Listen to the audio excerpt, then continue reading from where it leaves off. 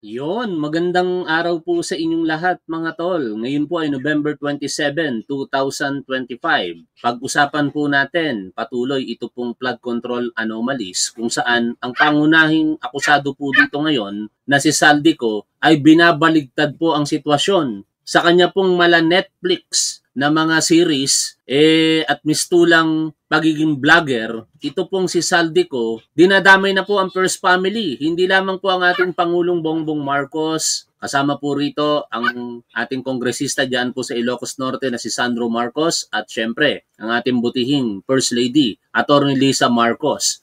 Ang kanyang naratibo ay napakinggan na natin sa mga Duterte vloggers. Ito po yung kanilang matagal nang sinasabi na kasinungalingan. Paulit-ulit po itong sinasabi nitong si Maharlika nung pilit nilang pinapabagsak, sinisiraan ang mga taong nakapaligid, ang mga mahal sa buhay ng ating Pangulong Bongbong Marcos. Kasi di nila kaya si PBBM sa totoo lang eh. Kaya ang gigibain talaga nila yung mga nakapaligid na mahal sa buhay ng ating Pangulo. Pero may tugon na po rito ang ating Pangulong Bongbong Marcos. Pakinggan po natin ang kanyang naging tugon kaugnay po ng mga pinaggagawang kasinungalingan nitong si Saldico nitong mga nakalipas po na mga araw.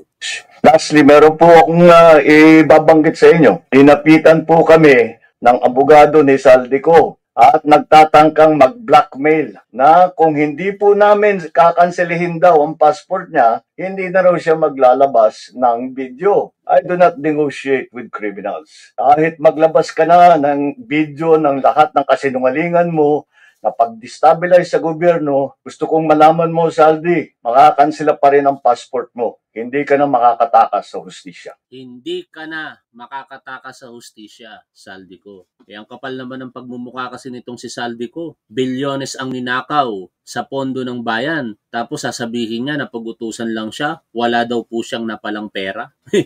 Sino naman ang maniniwala dito kay Saldico? Kung nag-iisip ka ng tama, hindi ka maniniwala. Dahil unang-una, ang daming mga kayamanan nito na hindi maipaliwanag kung saan talaga nang galing. Although mayaman siya dati, pero yung biglaang paglobo ng kanyang kayamanan, particular yung mga air assets nito, na nagkakahalaga ng mahigit sa 4 na bilyong piso. In fact, naka-freeze na nga po ito, may kautusan na mula po sa korte na hinirequest po ng AMLC, yung Anti-Money Laundering Council. Kaya kung sasabihin niya na wala siyang kasalanan, wala siyang nakuhang pera, kung nakakamatay lang talaga ang pagsisinungaling, baka patay na ngayon itong si Saldico. Ngayon, balikan po natin ang mga balita sa nakalipas po na 24 oras at yun po ang ating reaksyonan.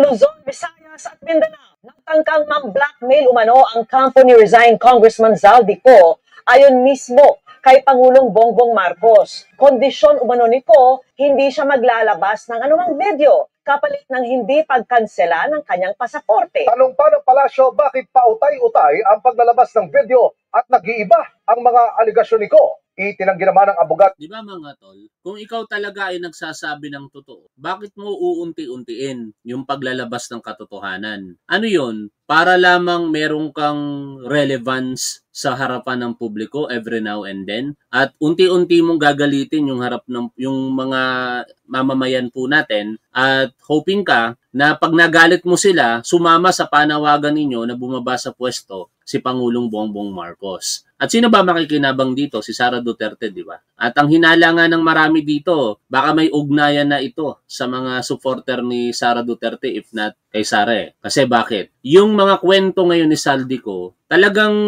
parehas na parehas sa mga kwento at kasinungalingan ng mga Duterte vloggers, partikular itong si Maharlika. Pag naniwala kayo dito, ibig sabihin lamang hindi kayo nag-iisip. Yung logical thinking wala sa inyo, yung critical thinking wala. Ibig sabihin, tanga kayo, katulad ng mga Duterte supporters. Niko ang aligasyong pamba-blackmail. Nakatutok si Ivan Mayrina. Dinapitan po kami ng abogado ni Saldico at nagtatangkang mag-blackmail na kung hindi po namin kakanselihin daw ang passport niya, hindi na raw siya maglalabas ng video. Yan daw ang inalok ng kampo ni dating Congressman Saldico kapalit ng kanyang pananahimik sa gitna ng kanyang mga aligasyon laban kay Pangulong Bongbong Marcos. Sinabi yan ng Pangulo sa isang videong inilabas ngayong hapon. I do not negotiate with criminals. Kahit maglabas ka na ng video ng lahat ng kasinungalingan mo na pag-destabilize sa gobyerno, gusto kong malaman mo, Saldi, makakansela pa rin ang passport mo. Hindi ka na makakatakas sa hustisya. Matatanda ang kasama si Ko sa mga sinampahan ng kasong malversation of public funds at paglabag sa Anti-Graft and Corrupt Practices Act. Siya ang unang-unang nasampulan, dating kongresista. Pero syempre, merong 8 kongresista ngayon na tinuturing na contractors. At pinasasampahan na rin po ng ICI at DPWH sa ombudsman ng kaso sa korte. Itong si Saldico, alam niyo mga tol, halos lahat ng mga proyekto ng mayroong irregularidad, pinakailaman na nito eh. Kasi siya talaga yung may kapangyarihan nung mga panahon na sinusuri ang budget. Ang hindi lang natin mawari, bakit nakalagpas ito sa paningin ng dating speaker na si Martin Romualdez? Yun ang malaking tanong ko naman kay Congressman Martin Romualdez. Kasi bilang pinuno ng House of Representatives, dapat yung mga naging aksyon ng mga committee chairperson kahit paano namomonitor ni Congressman Martin Romualdez. Ganun pa man, meron namang mga reklamo na rin sa kanya at aantabayanan na lamang natin kung ito ba ay magpo-prosper. Kasi sa ngayon, mukhang mahina ang ebidensyang inilalabas laban po kay Congressman Romualdez eh. Balik tayo dito kay Saldico. Bilang chairperson, sino ang mauuto nito? Na yung mga taong walang alam katulad ng ating First Lady, ng ating Congressman na si Sandro Marcos, even ng ating Pangulo, ay bigla niyang isasangkot sa mga pinaggagawa niyang kalokohan, tapos palalabasin niya pa na wala siyang napapala. Kung hindi yung mga komisyon na pupunta lamang daw kay Pangulo at saka kay Congressman Martin Romualdez. Ang hirap paniwalaan talaga. Baka kung sakali pang sinabi ni Saldico, oo, merong kasalanan si PBBM at si Congressman Martin Romualdez. Mga dinideliveran ko yan ng pera. Monthly, nagbibigay ako dyan. At meron din ako natatanggap. Baka maniwala pa ako kung ganun yung sasabihin niya Pero dito, lahat may kasalanan maliban sa kanya. Ibang klase, di ba? Talagang dito makikita po ninyo na totoo talaga ang kasabihan na ang magnanakaw ay sinungaling. Hindi na kapatid ng sinungaling. Sabihin na natin direkta na ang magnanakaw ay sinungaling. Katulad po nitong si Saldico. Ninakawan tayo ng bilyones na pondo ng bayan at ngayon saksakan po ng kasinungalingan.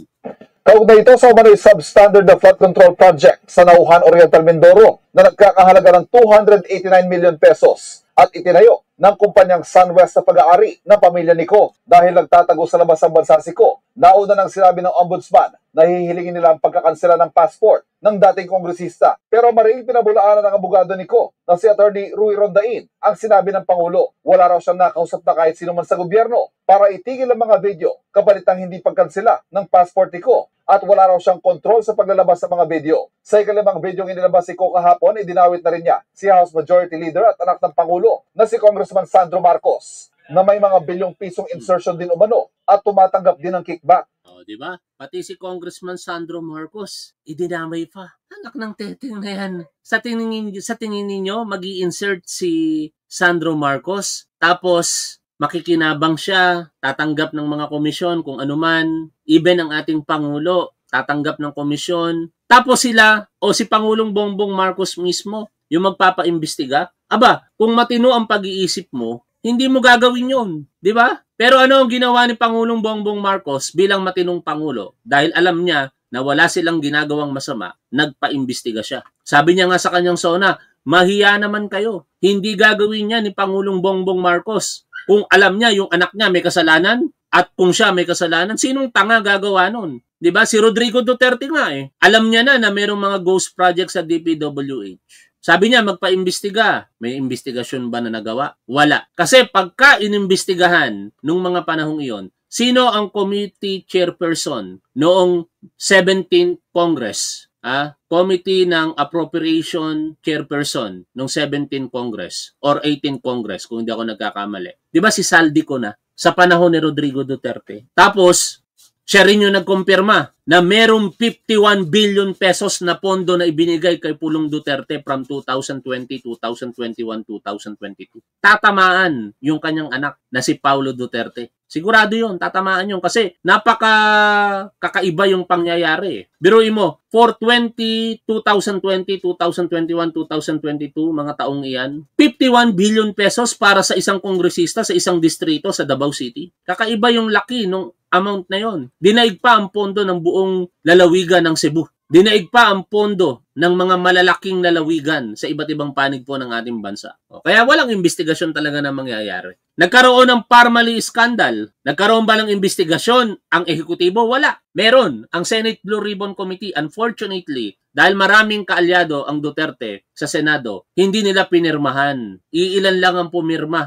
doon sa rekomendasyon na sampahan ng kaso. Partikular si Rodrigo Duterte isama doon sa kaso. Buti na lamang ngayon, nagkaroon tayo ng bagong ombudsman at pinawithdraw yung kaso sa Sandigan Bayan kasi dapat maging solido talaga. Ang nangyari kasi, agad-agad sinampa bago umalis itong si Samuel Martires sa kanyang pwesto bilang ombudsman. Agad-agad sinampa. Ano ang nakikita doon ni Ombudsman Boyong Remulla? Isinampa ang mahinang kaso para eventually ma-dismiss ito. Pag na-dismiss na ito, wala nang habol ang gobyerno. Ang taong bayan wala nang habol. Bakit? Magkakaroon na ng double jeopardy. Hindi mo na pwedeng sampahan ng muling ng panibagong kaso sa similar circumstances yung mga sangkot sa Parmali scandal.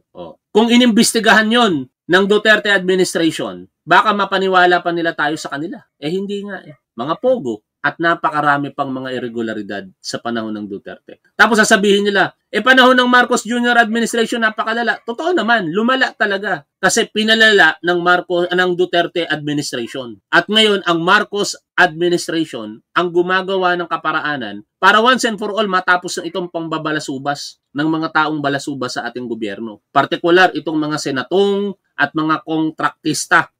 Ito yung mga walang hiyang tao Pinagkatiwalaan ng boto ng taong bayan para i-represent tayo, tapos winalanghiya nila tayo. Sana magbayad ang mga to sa tamang panahon. Tuloy po tayo sa pakikinig po dito. Maring itinanggi ng Presidential Sanang-Paratang. Ang tanong naman ng palasyo, bakit daw inuutay-utay ni Ko ang kanyang mga video? At bakit may nag-iiba sa bawat bagsak na aligasyon? Bago tayo magbigay ng anumang tugon dyan, mas maganda po siguro na tapusin na muna kung siya man po yung nagsasalita ni Zaldico ang kanyang mga mensahe, ang kanyang mga di umanong mga kwento mula video 1, 2, 3 hanggang video 4 and 5. Madaling nag-iba ang kanyang hairstyle. Kaya tuwing makikita natin at masasabi natin ang mga inconsistencies, maaaring magbago rin siya ng kwento. Sa patuloy na paghahabol sa mga nakaw na pondo, iniulat ng Pangulo na may 2 panibagong freeze order ang anti-money laundering. Bago dyan, yung mga tatang-tangang Duterte supporters, nung mga panahon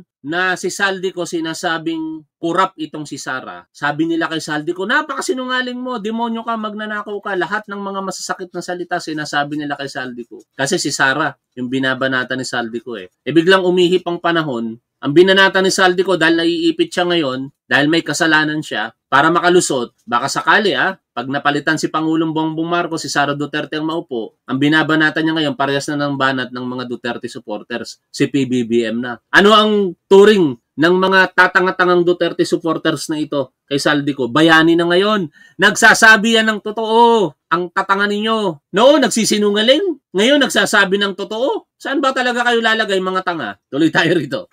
Council. Dahil dito, umabot na raw sa 12 billion pesos sa mga pondong na-freeze at pipiliting bawiin ng gobyerno. Kasama riyan ang 4 bilyong pisong halaga ng mga jet at helicopter umano ni Zaldico. Grabe. Samantala, panibagong mga kaso. Napakaraming assets. Sa tingin ninyo, kayang-kayang i-produce yan ni Zaldico kung tamang kabuhayan o negosyo lamang ang kanyang gagawin? Di ako naniniwala dyan. Dahil nakaw nga sa pondo ng gobyerno, yung pinanggalingan, ang bilis niyang mabili ang mga ganyang assets. Buti na lamang ngayon, naka-freeze na. Ang problema, kahit naka-freeze, nasa ibang bansa naman yung air assets. Titingnan natin kung ano po ang magagawa dyan ng ating gobyerno. So, ang nire-recommenda ng ICI sa Ombudsman laban sa 8 kongresistang may mga construction company. Ayon sa Pangulo, hindi niya pinangalanan kung sino-sino ang mga ito. Magsusumite po ng ebidensya sa Ombudsman and magrekomenda sila ng kaso ng plunder, anti-graft, bribery, conflict of interest sa 8 congressman. Para sa GMA Integrity. Pinangalanan naman na yan sa mga nakalipas na balita. At ito nga po, yung puntahan natin. Sino-sino ba yung mga binanggit na yon o yung mga pinapatungkulan ng ating Pangulong Bongbong Marcos na mga kongresista o tinuturing na kontratista, no? Congressman tapos contractor pa. Ang kakapal ng mga pagmumukha, di ba? Ito, basahin po natin ang kanilang mga pangalan na ngayon po nire-rekomenda na sampahan po ng kasong plunder at iba pa. Siyempre, yung numero unong sinungaling sa kasalukuyan, si Saldico, na ungusan niya na sa kasinungalingan ang Duterte sa totoo lang eh. Number 1 na siya ngayon eh. Ikalawa, Construction Worker Solidarity Party List, Representative Edwin Garjola. Uswag Ilonggo Party List Representative James Ang Jr. Pusong Pinoy Party List Representative Jerny Nisay. Bulacan 2nd District Representative Agustina Pancho. Cagayan 3rd District Representative Joseph Lara. Surigao del Norte 1st District Representative Francisco Matugas. Tarlac 3rd District Representative Noel Rivera. Sila po yung 8 tinuturing ngayon na kontratista, nakakaharap sa posibleng kasong plunder, malversation, graft at iba pa. Tuloy po natin ang pakikinig dito po sa balita. Rated News, Ivan Mayrina nakatutok, 24 oras. Inakusahan ni dating Representative Zaldico si First Lady Liza Araneta Marcos ng pagpapatigil noon sa investigasyon ng Kamara sa mahal na presyo ng bigas at sibuyas. Sabi pa ni Ko, kontrolado ng... Ito na yung naratibo, mga kasinungalingan ni Maharlika. Wala namang napatunayan yung kanyang kasinungalingan. Puro sila sabi na may puting ahas siya. Wala naman siyang maipakitang mga ebidensya. At ngayon, ini-echo lang ito nitong si Saldico. Kaya dito natin makikita mga tol na meron talagang ugnayan na itong mga Duterte supporters at saka si Saldico. And perhaps baka mga Duterte mismo. Baka may bargaining agreement na dito eh. O sige, gigibain ko sa pamamagitan ng paninira itong Marcos administration, particular si Bongbong Marcos. Basta pagka nakaupo ka na, wala akong kasalanan kasi yan yung sinasabi ko sa video eh. Yan yung nakikita ko dito na motivation eh kay Saldico. Kung bakit ang may kasalanan lahat ngayon, sina Pangulong Bongbong Marcos at iba pa, pero siya walang kasalanan.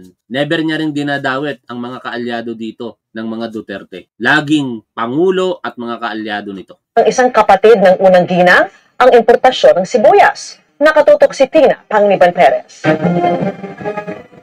Ang First Lady at ang kapatid nito ang itinawit naman ni dating House Appropriations Committee Chairperson Saldico sa umano'y maanomalyang importasyon ng mga produktong agrikultural sa panibagong video na inilabas niya ngayong araw. Sabi ni Ko, nang investigahan ng Kamara ang pagpahal ng sibuyas sa 600 pesos kada kilo noong 2022, ipinahinto ito ng First Lady. Iba pa ang kita mula sa importasyon ng sibuyas na hawak naman ni Martin Araneta, kapatid ni First Lady Liza Araneta Marcos. Pero hindi po natuloy ang investigasyon. Ang sabi ni Speaker, tinawagan daw siya ni First Lady Liza Marcos at ipinapatigil ang investigasyon. Kontrolado ng kapatid ng First Lady ang importasyon ng sibuyas. Dito nyo makikita talaga na yung mga sinasabi niya, wala sa puso niya. No? Parang si Orly Gutesa, di ba? Nung nagbabasa ng kanyang salaysay, hirap na hirap pa. Tapos nung ininterpellate na ng mga senador, nagkakamali-mali pa. Kaya parang kino-coach tuloy siya nitong si Senador Dante Marcoleta. At ito ang problema dito. Nagbabasa ng akusasyon si Saldico pero ayaw umuwi ng Pilipinas. Paano niya mapapatunayan sa harapan ng korte yung mga akusasyon niya? O ang layunin niya lang talaga, ikalat itong kasinungalingan niya sa harapan ng publiko, hoping na masira niya once and for all si Pangulong Bongbong Marcos. Pero hindi kayo magtatagumpay. Kasi ang taong naniniwala dito kay Saldico, mga Duterte supporters lang naman. Ang dami ng mga kakamping, mga dilaw. Ayaw nila kay Pangulong Bongbong Marcos pero hindi sila papayag na maalis ito tapos papalit si Sara Duterte. Kasi alam nila na kapag si Sara Duterte ang naupo bilang Pangulo, wala na tayong patutunguhan. Kung malala ang nangyari sa panahon ni Rodrigo Duterte, sabi ni Ramon Tulfo, kahit kritiko ito ng ating Pangulong Bongbong Marcos, puntahan natin yung post niya tungkol sa posibleng, wag naman sana na pagre-resign daw ng ating Pangulo. Sabi niya rito, basahin natin ito. From the frying pan into the fire, it's going to be a disaster for this country if BBM resigns or is dethroned and Sara takes over. Disaster talaga ito mga tol. Tingnan nyo yung ugali ni Sara Duterte. Kung gaano ito kawalang hiya, kung gaano ito mapaghiganti. No? Hindi pwede rito yung ginagawa ng mga Duterte supporters na pagtirada sa Pangulo natin ngayon? Hindi pa pwede. Pag ito si Sara Duterte naging Pangulo at patuloy natin tong binabanatan, hindi kayo magtataka, hindi tatagal, patay na si Top 1. Oh, kung nagagawa niyang bantaan na ipapatay si Pangulong Bongbong Marcos, si First Lady at si former Speaker Martin Romualdez, magagawa niya rin sa akin yun. Magagawa niya rin yun sa bawat Pilipino na kikriticize sa kanya. Ganyan kabayolente ang tao na ito. Ganito rin anya ang nangyari nang imbestigahan din ng Kamara ang pagmahal ng bigas. Habang iniimbestiga nito, bigla na lang itong pinahinto ni Secretary Kiko Laurel Chu matapos niyang ipakita ang isang confidential report. Nakasad dito na si First Lady Lisa Marcos mismo ang may hawak sa mga rice importers. Kwento ni Ko na magitan pa si Presidential son at House Majority Leader Sandro Marcos at sinooy House Speaker Martin Romualdez sa investigasyon. Ayon kay Secretary Laurel, maaapektuhan daw ang First Lady kung itutuloy ang investigasyon. At noong araw din yun, tumawag si Congressman Sandro Marcos kay Speaker Romualdez upang ipatigil ang House investigations tungkol sa bigas as instructed ng Pangulo. Sabi ni Ko, napagalitan pa raw ng dating Speaker ang Agriculture Secretary dahil nabisto umano ang mga SOP sa mga importasyon. Dahil inilabas niya ang confidential report. Anong karapatan ng isang speaker para pagalitan ng isang sekretary? Isipin niyo yun. Pwede mo bang pagalitan ng sekretary? Hindi mo naman tao yan. Magkaibang branch kayo ng gobyerno. Baka mas maniwala pa ako kung sabihin niya na si Pangulong Bongbong Marcos ang pinagalitan itong si Secretary Laurel. Sasabihin niya, pinagalitan ni Congressman Martin Romualdez si Secretary Laurel. Anong karapatan ni Congressman Romualdez para gawin yun? Wala siyang authority, di ba? Kaya napakalaking kasinungalingan. Naglulubid talaga ng kasinungalingan itong si Saldico. Na nagdidiin sa First Lady sa issue ng rice smuggling. Humihingi ng paumanhin si Secretary Laurel Chu at sinabi niyang, pasensya na, masyado akong naive. Nagreklamo pa si Ko tungkol sa importasyon ng isda dahil iilang kumpanya lang umano ang pinapayagang mag-angkat. Ang mga kaunting kumpanya na ito lang ang nabibigyang permit to import. Dahil dito, kontrolado din ang presyo ng isda at ito din ang dahilan kung bakit mataas ang presyo ng galunggong. Hinihingan pa namin ng tugon ng mag-inang Lisa at Sandro Marcos, gayon din si Martin Araneta, pati si Romualdez. Dapat bang tumugon dito si First Lady? Hindi na. Hindi dapat dinidignify itong si Saldico eh. Tayo, nire-reactionan lang natin dahil vlogger naman ako, di ba? At syempre, pinagtatanggol natin ang ating Pangulo, si First Lady, Congressman Sandro Marcos, ang gobyernong ito. Pero hindi na dapat magbigay ng pahayag dyan si First Lady. Si Congressman Sandro Marcos, sumagot na dyan.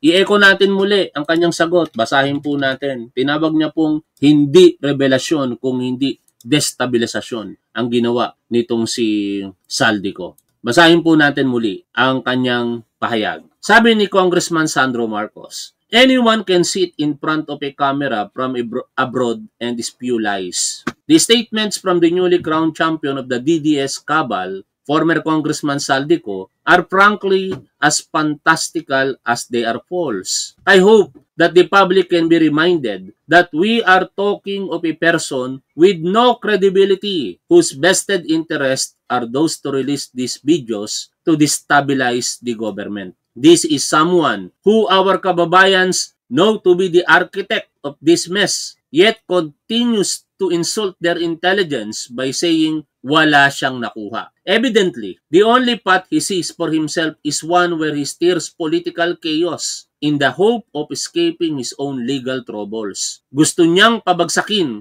ang kasalukuyang administrasyon para maabswelto siya sa kanyang mga krimen. In fact, the intel suggests he already struck a deal with those who stand to benefit from such a change. Congress is a collegial body and decisions are made through a process of election. Saldico was removed as appropriations chairman because members caught wind of his insatiable greed and corruption, not because of the whim of any individual. The sagasa that he orchestrated in certain districts such as Bulacan and other municipalities speak for themselves. Sa aking mga kababayan, si Saldico ay hindi po isang journalist o truth crusader. Siya po ay isang kriminal na umiiwas sa hustisya. Huwag po tayong magpabudol sa kanya. Hindi ito revelasyon, ito ay destabilisasyon. Pahayag po yan ni Congressman Sandro Marcos kaugnay po ng kasinungalingan at pagdadawit sa kanya ni Saldico sa totoo lamang, itong si Saldico talaga ang mga gumawa.